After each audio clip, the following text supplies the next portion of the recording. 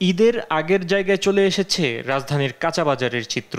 নিম্ন ও মধ্যবিত্ত শ্রেণীর ক্রেতারা মাংসের পরিবর্তে মাছ ও ডিমের দিকেই ঝুঁকছেন বেশি। শুক্রবার রাজধানীর কারওয়ান বাজারে দেখা যায় সবজির পাশাপাশি বেড়েছে মাছের দাম।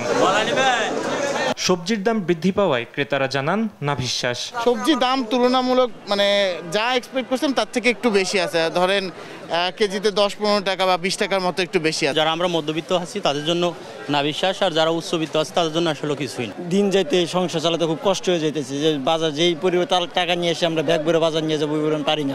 বৃষ্টির কারণে সরবরাহ কম থাকায় বেড়েছে সবজির দাম। তবে বিক্রেতাদের অভিযোগ, দাম বাড়ার পেছনে রয়েছে সিন্ডিকেটের কারসাজি। গত সপ্তাহ থেকে মনে করেন আজকের সপ্তাহে অনেক দাম বেশি। পর্যাপ্ত পরিমাণ মাল ঢুকে না বাজারে, এর জন্যই শর্ট বাজারে, এর জন্যই দামটা বেশি। এদিকে সপ্তাহান্তে কেজিতে 10 থেকে 30 টাকা পর্যন্ত কমেছে ব্রয়লার ও লেয়ার মুরগির দাম। অপরিবর্তিত রয়েছে গরুর মাংসের বাজার। তবে মাছের বাজার রয়েছে চড়া। দাম বাড়ায় অস্বস্তিতে সাধারণ ক্রেতারা। দাম সহনীয় রাখতে সরকারের নজরদারির আহ্বান জানান নগরবাসী। ফাহিম ইউসুফ, দেশ টিভি, ঢাকা।